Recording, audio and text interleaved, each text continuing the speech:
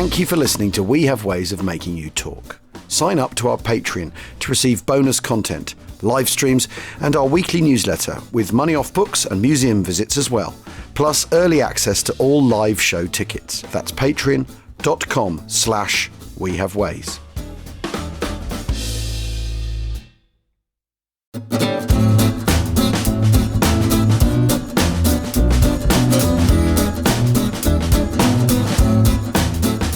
Achtung, achtung. Welcome to We Have Ways of Making You Talk, USA with me, Al Murray, James Holland, and of course, John McManus.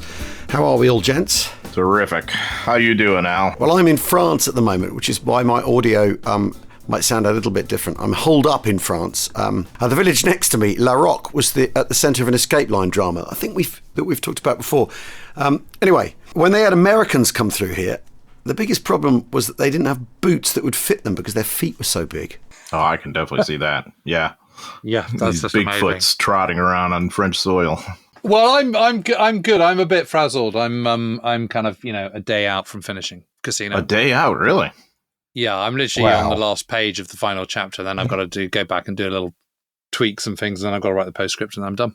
Oh, that's a pretty good spot to be in. Yeah, and I've been going over and over and over the whole kind of sort of Clark Valmontoni turning up towards Monte Artemisia thing, and I've got to say nothing has made me change my mind. Good. Well, good. Good. I don't think I can stand you changing your mind. Exactly. No, well, I'm not going to. It's fine. You're in the clear. We don't know if he'd survive changing his mind at this point. I mean, so it's best. No, I don't think I would. All the evidence keeps him where he is. No, I still think it was the right call. So anyway, nearly there. John, a couple of weeks ago, we talked about the resource at.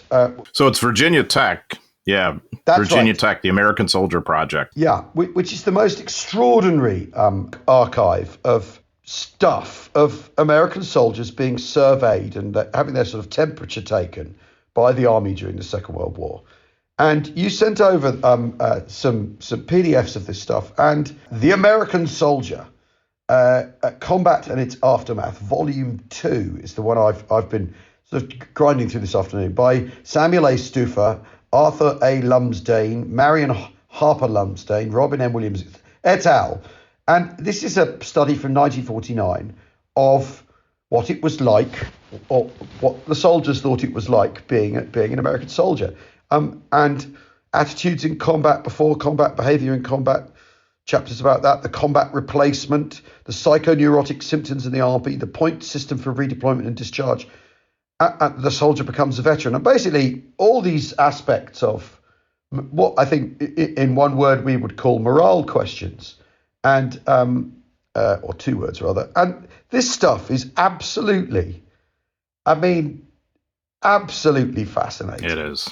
That they went to the trouble, the methodology, the questions they're immediately trying to answer.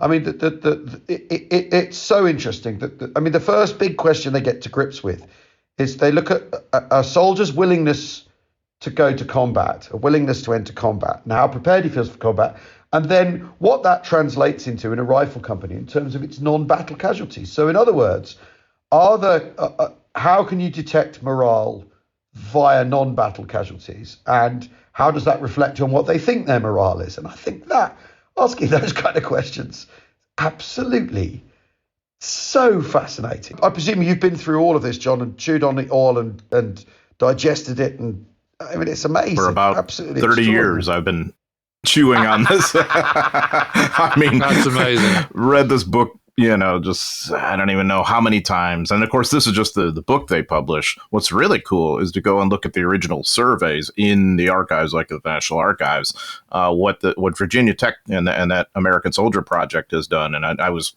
part of that too, is to basically digitize it and make it available for everybody, which is really neat. So yeah, it's I think just the existence of this project tells us something. It tells us that the professions were well established by the 1940s, because this is mainly sociology and social psychology and that kind of thing. In addition to like the famous Green Book series tells us that professional historians are established, so that we want to document the war that way. I think that's partially what's interesting about it too. Now, if you're an American soldier, would you have been surveyed by these guys? Statistically speaking, probably not, because it's still the minority, but it's a large representative minority in a way, with multiple divisions. I mean, they really took the kind of social scientific approach of trying to get a representative sample the best they could from the various fighting fronts. And so this one, I think, is near and dear to Jim's heart. This is what stood out to me. So this is they were surveying a division from the on the Italian front, and this is, I think, the 36th Division, Texas National Guard, the T-Patchers. And so some people, in addition to just responding to the survey questions about, how much did it help to hate the enemy or whatever, what they did is they had comments. And that's the minority, but they're really kind of interesting. So this guy said, if the Italian front is important enough to continue, why in the hell can't there be a few more divisions sent here instead of replacements? I've been through the whole Italian campaign as yet. I haven't been hurt. But however, day by day, I see my buddies being wounded or killed. My luck cannot hold out forever. You can never wipe out a division, but all of our old men can. How long do they expect an infantry soldier to stay and fight on the front? And then he says, he ends it with, give someone else a chance to fight for their country and democracy, with multiple exclamation marks. And I just when I saw that, I mean, of course, it didn't surprise me at all to hear that perspective from a guy who'd really been in it for a long time. And he's like, hey, let someone else have the honor. That was very common. But I thought of Jim's recent work, because that's exactly what you're delving into. And I mean, it's kind of the mindset, isn't it? It absolutely is, and it's interesting because I've been following this guy who was a combat medic. He was a doctor. You had two qualified doctors with a medical team per battalion, and so he's the kind of the number two doctor. And they take it in turn. So one would set up the kind of the aid station at the CP, but in battle you'd follow. The other one would go literally just behind the advancing troops. So that you'd patch people up, give them some morphine, stem the flow, put a tag on them, and wait for the kind of, the litters to come along and pick them up and take them back to the aid station. So it's all pretty kind of perfunctory, really.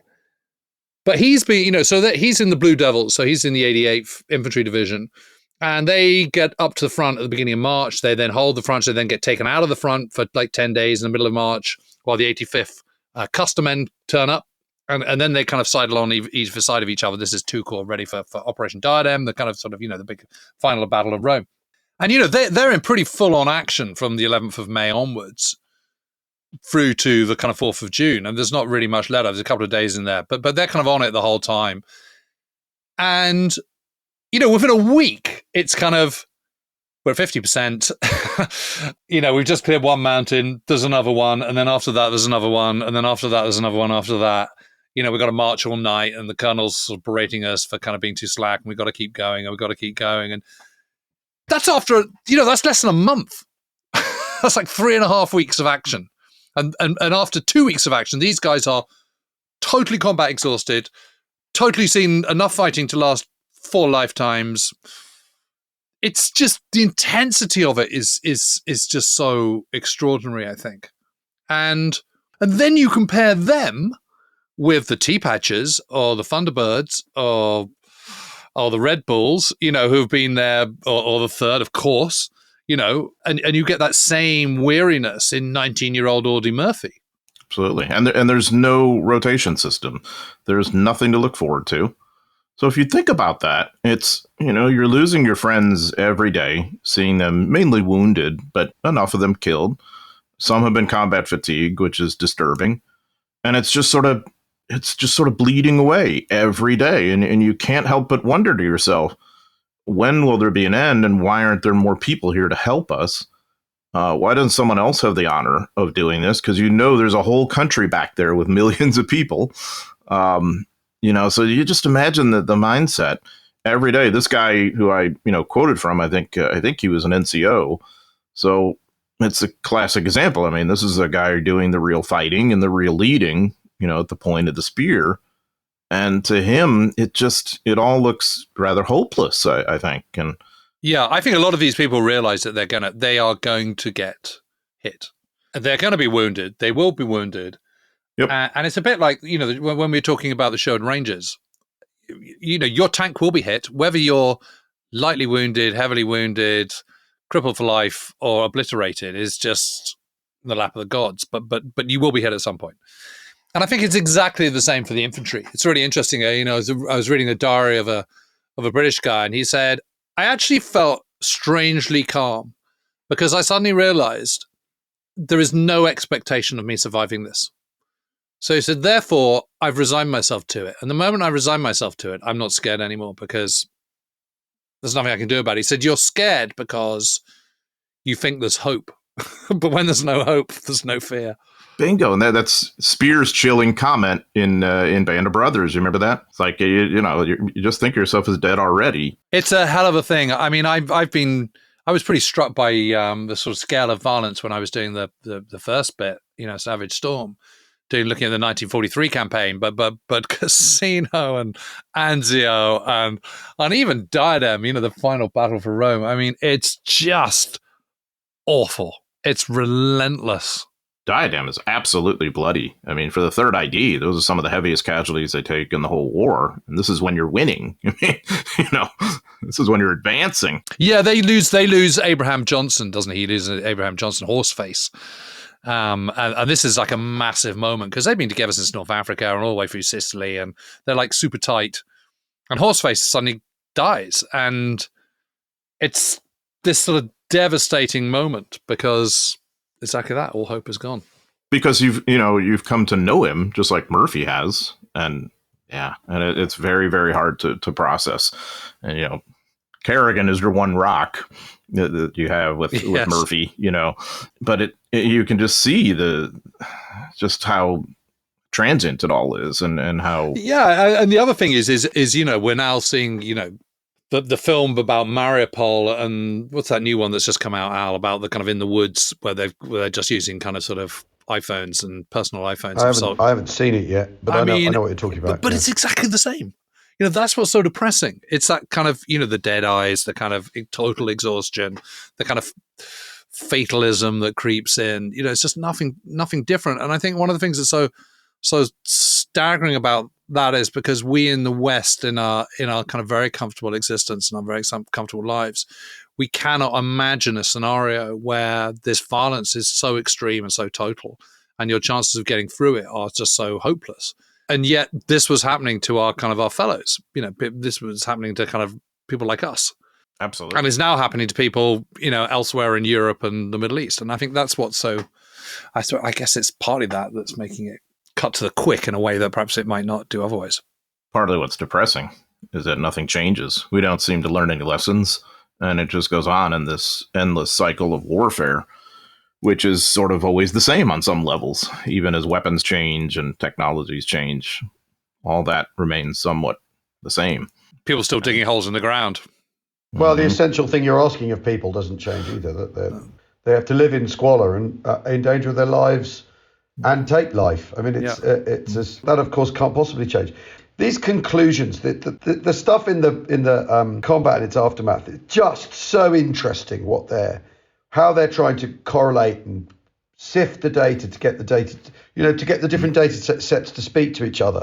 It's absolutely, totally fascinating. And as you say, John, it shows that this stuff isn't in its infancy, or at least it's a science that people have the confidence in trying to sort of work their way through and apply and draw meaningful answers from. The other thing, though, in that very report that you quoted, there's still humour in that. That NCO's humour shines through. That thing. It does. Do you like Stars? What do you think of Stars and Stripes magazine? Like it well enough?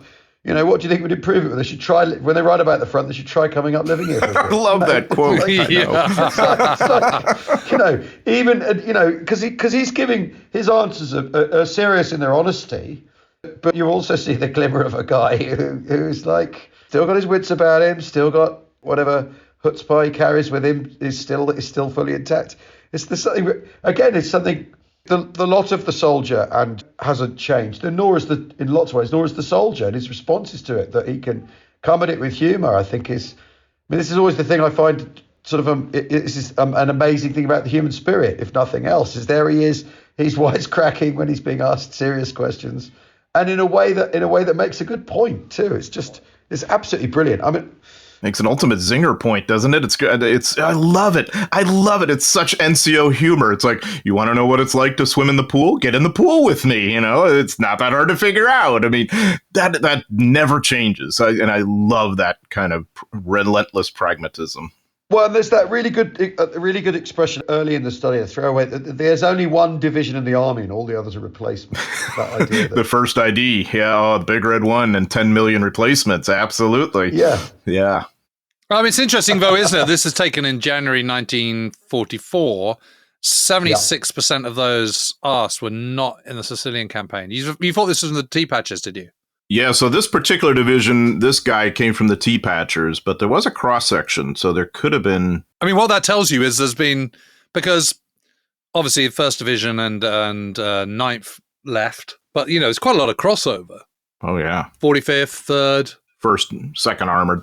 Well, there's a chart. Chart 4 is a comparison of veterans and non-veterans in 9th Division rifle companies grouped according to non-battle casualty rates in Normandy. 9th is a hell of a division. Yeah, definitely. An absolute amazing division. Yep. Veterans and non-veterans, and let me surprise you or not with something. So in January of 1944, the veterans' average score and willingness for combat was 1.41. Non-veterans had a higher willingness for combat for some naturally some reason, and that's in January, and then they both go up. Interestingly, both those figures rise. The willingness for combat, they both go up. But I think it's fascinating that the veterans they know better. They know better about how willing for combat you should be than the non-veterans. I think even that as a little snapshot into people is very, very interesting. That for all your experience tells you certainly don't want to be doing this again. And after all, this is the thing armies run into, isn't it? Is that they simply assume experienced people will know what they're doing and therefore be able to not be looking forward to it more, but be able to deal with it better. Whereas the veterans are saying, no, probably not really that keen. I think that's one of the great misnomers, that a veteran is going to be more effective in combat. It depends what job and what circumstances and where we are. If it's infantry in a grinding kind of long-term campaign, I don't think so at all. I mean, a veteran fighter pilot who knows what he's doing and all the, ins and outs and whatever, okay, I'll accept that. But among infantry, really not always. I think it does help armor on the whole, because I think there's so many kind of tricks of the trade you can learn and sixth senses, and, there's some things you can do and you shouldn't do. So I don't really think it does apply to the infantry. Of course it does, but not to the same extent. The other thing I think is really interesting is what branch of the army you're in now. So obviously they're mainly talking to frontline troops. So engineers 4%, quartermaster corps 2%, medical department 6%, armored forces only 3%, signal corps 3%, coast artillery and anti-aircraft 4%, infantry 30%, field artillery 43% of frontline troops. And I think one of the things I remember I was really struck last time I was at Carlisle, John, looking at the U.S. Army Heritage and Education Center files, where they got huge personnel files and questionnaires, and it's a great depository for diaries and letters and, unpublished memoirs and all the rest of it. I would say over 50% are from the artillery. And why is this? This is because if you're in the artillery, you are much safer. Your chances of getting through unscathed are way, way, way higher than they are if you're in infantry. But you don't write a memoir if you're in the service corps, because you've got nothing to say. I drove some trucks. I had a couple of times where some shells came over and it was a bit hairy, but that's sort of it. If you're going to write a memoir, it's because you've seen action. The problem with infantry is there aren't any left. So all the infantry memoirs, they're all late 1944 and 1945. I mean, literally 70% of them. So actually finding stuff. I mean, I remember trying to find personal testimonies of frontline infantry who'd served in the T-Patches at Salerno was literally didn't exist. Yeah, I believe it. Because they've all gone. And contemporary diaries, good luck. Yeah, they just don't exist. The survivability is an issue, and also whether you can keep one. And it's the same if you go to the Imperial War Museum in London and you look on their kind of private papers, you look up, you do search for kind of Cassino or Anzio or Normandy or whatever it is, and you look up private papers, and then you kind of add in diary and all the rest of it. Literally 70% are artillery. So artillery is close enough to be part of the action. Part of the action, you got a story to tell. You kind of feel you've... It may depend which part of the artillery you're in, too. If you're a forward observer, then that's a different different animal because you're with the infantry, probably. Well, yeah, And I've just killed off one of my guys. He kept a beautiful diary, and he got obliterated by a shell on the 24th of May. Being a forward observer? Yeah, right. He's a forward observation observer. Yeah, he was in a tank. Mm-hmm. He was with the Derbyshire Yeomanry. He was a second Royal Horse Artillery. He was on 25-pounders, and he got sent forward to kind of, on a radio link to kind of, direct artillery. Was it one of those tanks with a broom for a barrel? Because they did that to fit the extra radio in the turret. No, but it was quite funny because there was one point where they're hit, and everyone, and the commander goes, "We're here! Everyone, get out! Jump out now!" They all bail out. They realise that they've just been hit by a smoke grenade. so they then get back in again and reverse out of the situation in panic and crush a truck. Oh God! But literally 3 days later, he's dead. Mm. The thing with those figures, though, Jip, that I was quoting a moment ago, is that the veterans have a willingness for combat that's lower than you might expect, but a confidence in combat skill that's higher. So this is what they're doing with this data. Is they're slicing it in every direction to get to the heart of what the men's attitudes are. I find the modernity in this, I think, is really, really, what I would maybe anachronistically consider as the modernity. It's really, really interesting. What is most interesting to observe is the fact that non-veterans have consistently better attitude scores or willingness for combat and confidence in combat stamina than veterans. The non-veterans are well up for it. The veterans have more confidence in their combat skill, but that's it. They're not up for it, right? They're not up for it at all. Who could blame them? Jim, can you detect that in the because after all, as you say, the problem is these people don't exist because they've all been killed, so you don't have their memoirs. Well, I do. I've managed to get. I've managed to find the very few that there are. So there is some kind of follow through and consistency. You do get those people who publish in the gap between between Italy and. Normally, don't you? The odd memoir that actually gets published, don't you? That pops up. There's the odd one or two person. They've made it pretty. Keith Douglas has made it pretty clear he doesn't like it very much. For instance. No, none of them do. I mean, they all just think it's a filthy business. I mean, it's an awful, terrible business. I mean, I thought when I was doing Savage Storm and stuff, I thought that was quite violent. But this is on a whole another level. I mean, I've been very. I've not shied away from the kind of the gore and the guts, and I think it's there's this moment where this guy's pretty hard. He's actually a tea patcher, and he's pretty hardened. He's seen a lot of action. He's seen a lot of violence. He's landed at Salerno. He's an INR man, and which is intelligence and reconnaissance. And they've had the breakthrough, and he's setting up a kind of like an interrogation area for the 141st Infantry for the prisoners that are coming through. And he walks into this yard, and there is just this huge pile of dead Germans and bits of Germans. And he's absolutely revolted by this. He just thinks, God, I really thought I had a hard stomach, but this is really, really terrible. And just the different pieces of human body, he can't quite sort of, his brain can't quite sort of compute it. And then this sort of tired kind of dog face comes and sits down and starts eating his chow, and he's next to a kind of box of body parts, and he's holding a kind of what looks like a sort of sandwich in one hand. He then rootles around in this box, pulls out a belt which has been around a kind of sort of half a corpse, takes a bottle, puts it in his pocket, and then takes a mouth of his sandwich. And my guy just says, I'm not quite sure how he did that, but it just tells you the kind of the level of brutality and awfulness and how dehumanizing this all is.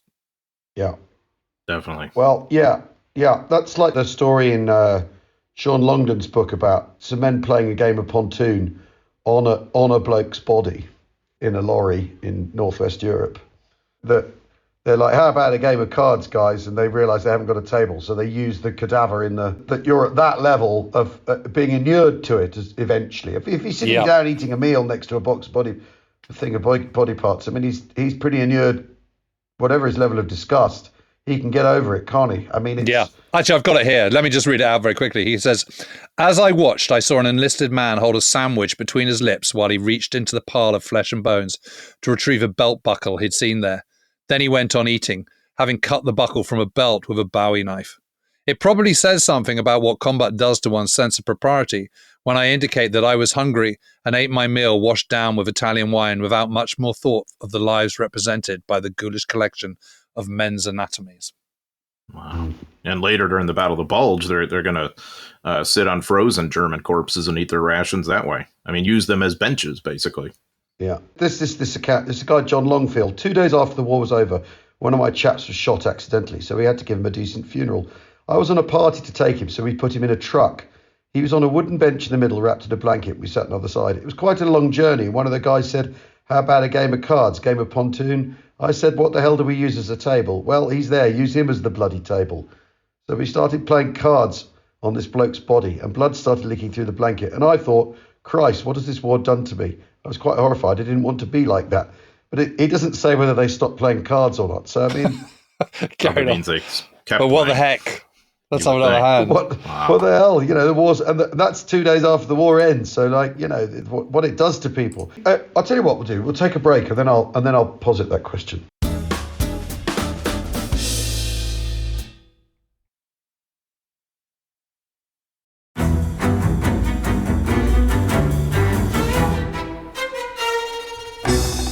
I'm Anthony Scaramucci, former White House Director of Communications and Wall Street financier. And I'm Katty Kay, US Special Correspondent for BBC Studios. I've been covering American politics for almost 3 decades. Welcome to The Rest is Politics US, brought to you by Goalhanger. In this pivotal year for the United States, democracy, and world affairs, Britain's biggest podcast, The Rest is Politics, is launching stateside. Uncovering secrets from inside the Biden and Trump inner circles and how they shape the world's most important economy, but also the global economy too. New episodes are released every Friday morning. Just search The Rest is Politics US wherever you get your podcasts.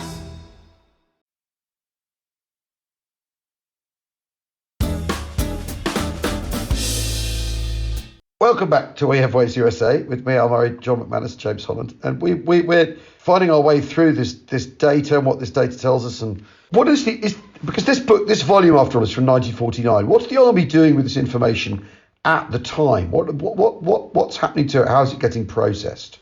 Well, I think that's the other interesting point to this. I know of no commander of any senior status or whatever who is using this data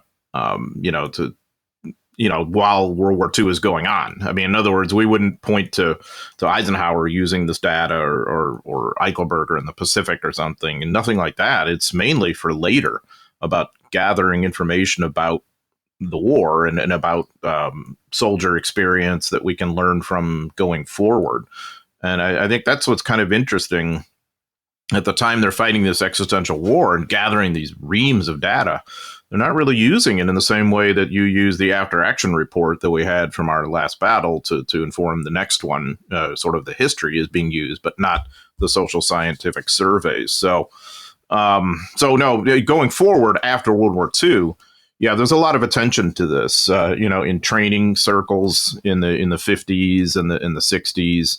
Of how you deal with soldiers. The Army is always really attentive to this idea of taking the pulse of the soldiers. And again, I think it points to something very modern, that these guys actually matter, right? That we care what they think. Because can anyone imagine a survey being done like this in the Prussian army in the 17th century or something, or in the Roman army of old yesteryears? Even those are great armies, but I don't think they care what the soldier thinks in the same way you do in a modern context. Yeah, but they're also trying to get the best out of people and make people the most efficient. I mean, it's interesting, isn't it? I mean, we've been talking a little bit. I think you and I, John, mentioned this the other day, that I think the reference point suddenly for what's going on in the world at the moment, and Ukraine and to a certain extent in the Middle East as well. Actually, the reference point has once again gone back to being the Second World War, whereas our reference point in between, we just thought the Second World War, that's a war that will never be repeated. That scale will never be repeated. There'll never be that level of destruction. There won't be that level of casualties, so we can just sort of, to a certain extent, kind of forget about it because, it's all very interesting and dramatic, but it doesn't have any kind of relevance in the modern world.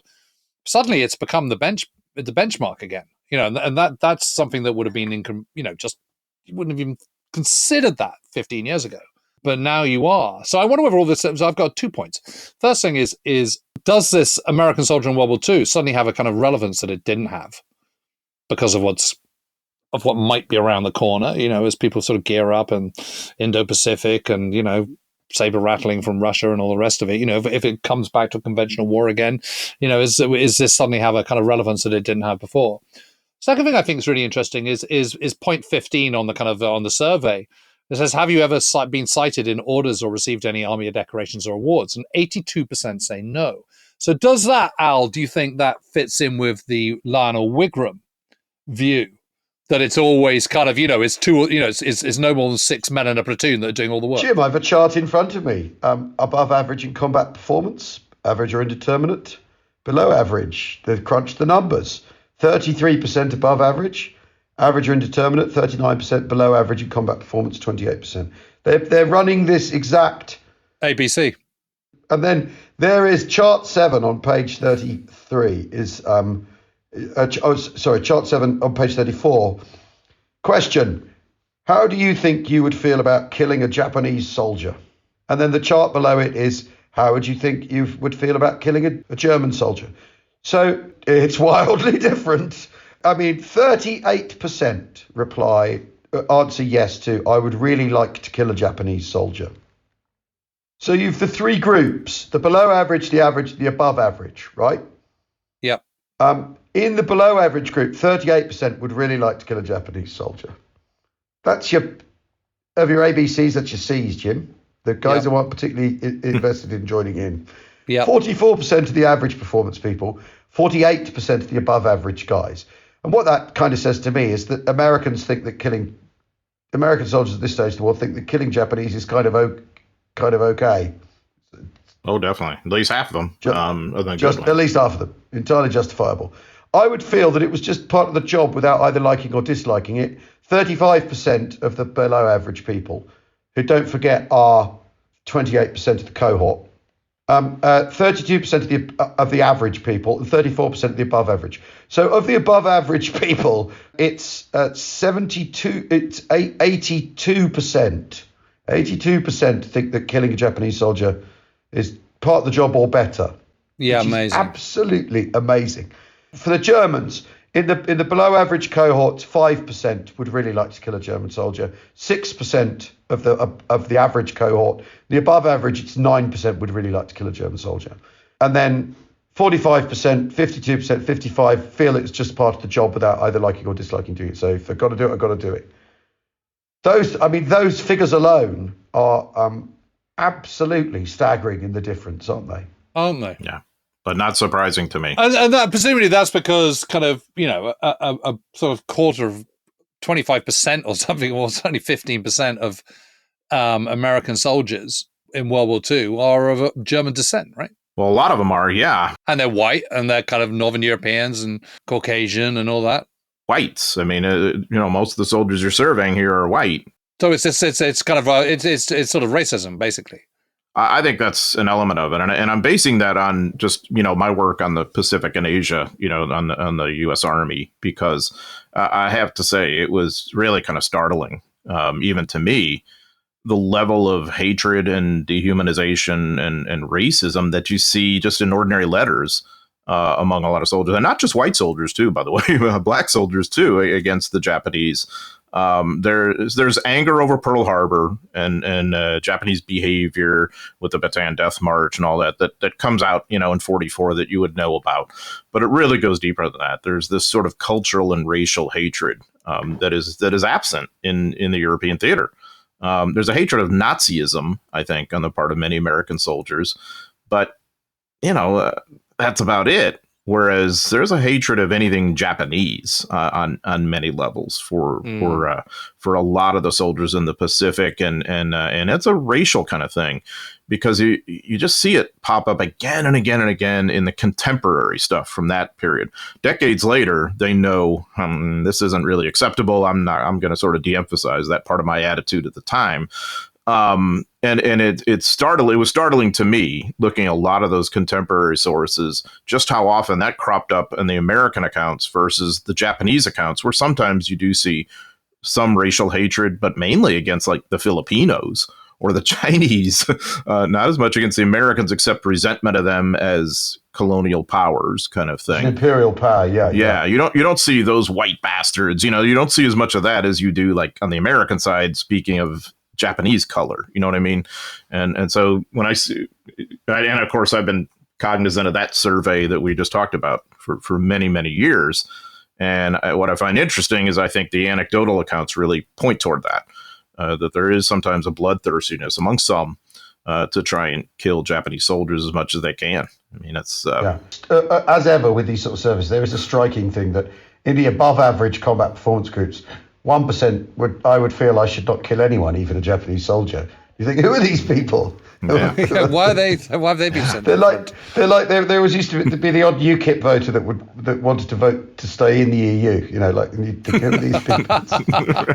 Who are these people? What's going on? But I think it'd be very interesting to see a British survey with those two sets of numbers, wouldn't it, James? To see what I imagine they'd be quite similar. Quite similar, but I don't know, and I'd just like to see it, because after all, the stomach for fighting in the Far East amongst the British soldiery, who are part, after all, generally of an Indian army effort, and attitudes to empire in the UK, flip from 1939 to 1945 quite dramatically. Yeah. By the end of the war, people are not interested in fighting to defend an empire, and that's then reflected in the politics of the years that follow immediately, of exit from India and all that sort of stuff. It'd be really, really interesting to see what, if it gets even anywhere close to 48% of the above average cohort saying, I'd really like to kill a Japanese soldier. It's so fascinating, this. Well, what an amazing thing to be able to sort of nose around in, John. I mean, this is what a treasure trove. It is. Yeah, it really is. I mean, one of the things I'd say the sort of consistency, whether you're German or whether you're Allied or German in Italy, is just the kind of extreme weariness of the whole thing. And you get that even, there's no question that the Fallschirmjäger are a little bit, the German paratroopers, the Green Devils, they're a bit more kind of sparky, kind of a bit more up for it. They're a bit more kind of motivated. But even them, there is this kind of, there's a Fallschirmjäger, he comes out, he's in the town and he's got, he's in charge of a Zug, a little platoon. They've got to get out. So they have to go down the Via Casalina to the Baron's Palace. Then they have to walk up the mountain, straight up the front of the mountain at night. Then they have to walk down the other side. They get down to the other side. Then they're told, right, you've got to go to Pontecorvo. They go to Pontecorvo. They're completely kind of separated from the rest. All unit cohesion is completely gone. But they're Fallschirmjäger, so they've got to kind of fill the breach. They've got to firefight yet again. They get put in front of, they get attached to some unit that they look down their noses on, and the unit commander goes, right, you need to go and attack those tanks that are coming over. And the diary memoir kind of account that I've got, he just said, I just told him this was an absolute SH-1T show, and then I just punched him to the ground and told him he can get lost. I'm having some sleep first. That's from a Fallschirmjäger, and you kind of think, fair enough, Yeah. Who can blame him? But the consistency, the consistent theme on all of this is way more as being expected of all these men than could reasonably be expected. They are being pushed spectacularly hard. There is a kind of suspicion from the Americans and from Clark that the British are kind of trying to save casualties and not pushing quite as hard as the Americans are pushing. There's probably some truth to that, but we're talking about degrees of hardness. It's still harder and tougher and more brutal than in our worst nightmares. It's just the relentlessness of it. Here's an example. Yeah, go on. Speaking of that, we've talked about Merl Marauders, of course. And so here's a response from one of the Merl Marauders guys that exactly highlights what Jim just mentioned. We were kept fighting a long 5 months, and he's talking about the spring 1944 campaign in North Burma. We needed a rest, but never got any, which brought down plenty of sicknesses, and too many died because he was run in the ground. We will not last a month doing the same thing again. Our medical officers say we should not be sent back in combat because of our physical conditions, but General Stilwell doesn't know what a human is. he thinks we should run on K rations like an automobile runs on gas. Something should be done about this. And I mean, that is it to a T. And that's exactly what you would experience as one of the Merl Marauders. You remember 5307 composite unit, that silly thing. And you're basically kept there in this North Burma jungle, pushing for Miatkina, Michinar, whatever you want to call it, for months. As long as you can stand, you're going to be there. And I love how he mentioned Stilwell, because the perception among a lot of the Merl Marauders is that he was at fault. He was driving them like a slave driver and all this. And he kind of was, but it's a classic failure of leadership on this level, in my opinion. Had Stilwell shown himself among them, and he was at the front a lot, but he didn't really circulate with the soldiers themselves that much. Had he done that and circulated and said, look, guys, I know this is horrible, but I can't get replacements for you. I just don't have it. And we have to do this, or everything we've done the last 3 months is going to be meaningless. I almost guarantee you, almost everybody would have said, oh, I get it now. Sign me up. I would do it. Instead, there's that kind of misfire in communication. So the Merl Marauders, many of them for the rest of their lives, blamed him in the abstract for something that really wasn't quite his fault. And I think it was because of that miscommunication. So the reason that's important is not just to understand what happens in the North Burma campaign, but I think that's happening at a global level, unit after unit after unit, where the three of us are in the middle of this mess at Casino or in Normandy or at the Bulge or, wherever in Saipan, whatever. And we don't see any purpose to this. We don't see any end to it. And it's just hopeless. And that intrudes on our combat effectiveness, I think, and our willingness to do this. Chart 4, Testim of infantry company officers as to factors in battle performance Pacific and Europe, spring 44. Percentage who observed this is what it is, and who also said it had a very bad or rather bad effect on battle performance. Fatigue of troops being kept in combat too long, 72% in the Pacific observe that as a thing that's affecting their combat performance. In Europe, 71%. So clearly that's the thing. The number one gripe is we've been doing this too long. Lack of food, clothing, personal equipment, 43%, 36%. And then the other one, inadequate communication with other companies and with higher headquarters. In the Pacific, 34% think that that's bad for their combat performance. Inability of company officers to make mission clear to men, 21%.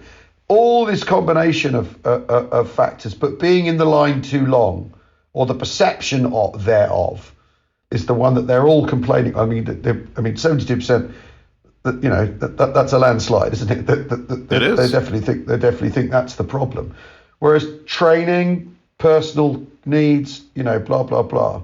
Inadequate reconnaissance of any enemy positions, 52%. I mean, they're weighing all these things together, but it's that one that's the one that leaps out. And it doesn't surprise me at all. And it's, as much as we all love Banda Brothers, it's a bit misleading because that unit's combat was episodic. It's an airborne unit that kind of tours in and out and doesn't suffer the same kind of attritional kind of on the line all the time casualties that normal infantry units do. That's really more typical for World War II combat, but you could never do a miniseries that way because all the people you'd be hooked onto would be dead or gone within a week. And you just, and that's unfortunately the way it was. If we're in a rifle company in the Big Red 1 or the 3rd ID or the 77th Division in the Pacific or the 1st Marine Division, I mean, we've got 250 to 300% turnover in the course of a few battles. And that's what's happening here. And so, I mean, I think it's amazing they found people to survey in the first place. Yeah. And I know for a fact they had to go to the hospitals to get some. I mean, and what motivates a man from Sulphur Springs, Texas to kind of cross the ocean and hack his way up a rain-sodden mountain in the middle of Italy is absolutely beyond me. I mean, it's me too. That's I've been chasing that question forever. That or if we'll put it on the other side of the world, to hack his way up the side of Mount Tapacho on Saipan or somewhere in New Guinea or wherever it happens to be. I don't care how much you hate the Japanese. I mean, that's going to go out the window when you're that miserable. Sometimes a guy would say, how do I keep going? You have to fight with yourself. You don't want to be a quitter. You're all right. That's a guy, wounded veteran, being interviewed in hospital. Very profound what he's saying, because I think that's exactly it for a lot of them. And so what I've tended to believe is the motivator is the guys around them that, and it's certainly, we think of the positive elements of this, the camaraderie, the bonds, the strong friendship. And I do think there's that, but I also think there's a sort of negative element of it that ends up leading to combat performance, which is, I'm just as good a man as you. I don't like you. I have total contempt for you, but I'm not going to give you the satisfaction of seeing me quit. I'm going to hang in there to show you what's what. And I think that's a big part of it too, because let's face it. I mean, there's a lot of people who are thrown together who don't have that much in common, come from different places, different educational levels, different backgrounds. They may not like each other a whole lot. They have political disagreements, maybe. Shocker. Imagine that from among Americans, right? Well, listen to this. So this is a diary of a Padre of the Seaforth Highlanders of Canada. So he's a Canadian Padre, and he says, this is before the assault of the Sanger Line on 22nd of May, 1944. The artillery barrage is simply terrific. Kitty Hawks, bomb and machine gun. Jerry shells drop close.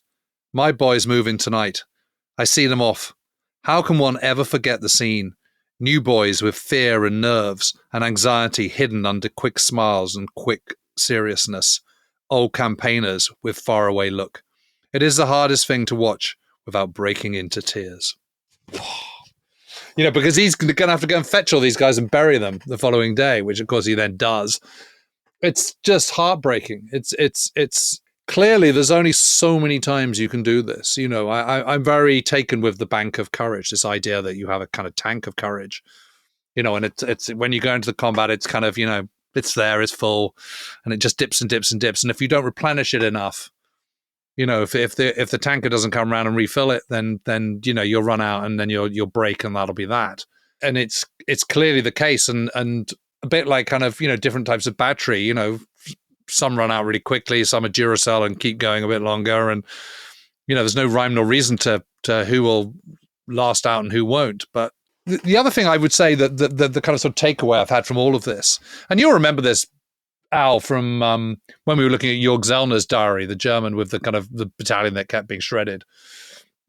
There's this sadness to the whole thing. There's this kind of sort of, this kind of wistfulness that it's my lot that I found myself being this age in this particular time and caught up in this particular horror story. And it kind of bubbles between extreme anger, fatalism, wistfulness, just utter sadness, and fear that you're not going to be able to kind of hold it all together. And there's a sort of mean line, which is kind of sort of human spirit, endurance, keeping going.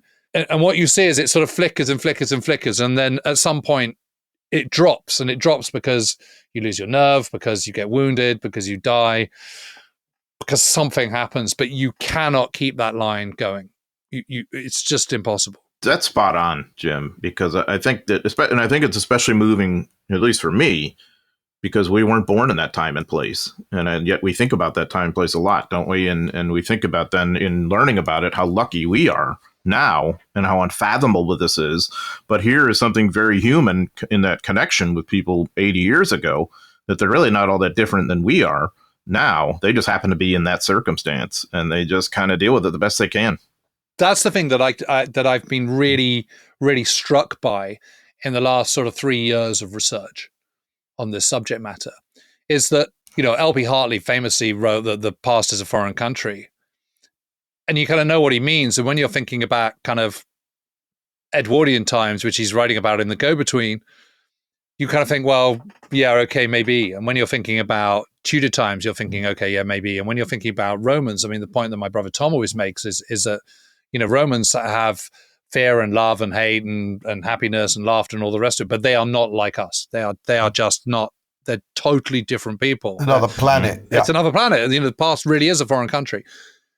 The thing about these combatants, these diaries that you're reading, these letters, these memoirs which are based on diaries, is that they are absolutely people that you and I know and can relate to. This guy that just gets blown up being a forward observation officer, he's absolutely brilliant.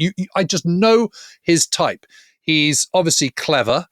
He's witty. He is absolutely at heart completely bone idle. But he also knows that when he needs to crank it up, he'll crank it up. And all the men love him. Hard relate. Well, sort of, yeah. And he'll do anything to avoid having to do something. But at the same time, if he's got to do it, he'll do it, and he does it really, really well. You know, he is much loved by his men. But there's nothing he likes more than breakfast in bed and taking it easy and kind of, you know, just avoiding any duty that he possibly can. And he's so identifiable, you know, and he's sort of building up for his birthday in April, and he's sort of like, you know, getting the booze in for tonight, having a bit of a party and a mess. You know, the following day got a terrible hangover. You know, it's just so identifiable as a young 24-year-old. I mean, there is no difference between him and his attitudes, his likes, his loves, his fears, his irritations, than someone of that age today. And that's what makes his death so completely devastating, because you feel you know him. I mean, it's just horrendous. Yeah, and it's all a question of endurance, isn't it? Of every kind. Yeah. Of every kind. Well, that's been fascinating, hasn't it? I mean, that book is amazing. It's incredible. I have to go and try and get a real copy. We're going to need to talk about this again, I'm afraid, John. Oh, yeah. Yeah. I'm only on page 34 out of 698. The footnote about how the Japanese nation should be exterminated. You think, yes. That's interesting, okay. Isn't it? Let's talk about another time. Incredible. Yeah. Oh, there's and all kinds of stuff. Yep. Well, thanks everyone for listening. We hope you found this as interesting as obviously we have. I mean, just to get drawn into this way of looking at things is absolutely fascinating. So that's the American Soldier Collection, which is well worth a look if you get the chance. Thanks for listening, everybody. We'll be back very, very soon. Great to talk to you, John and Jim. Au revoir. Yeah, absolutely. Au revoir, à bientôt.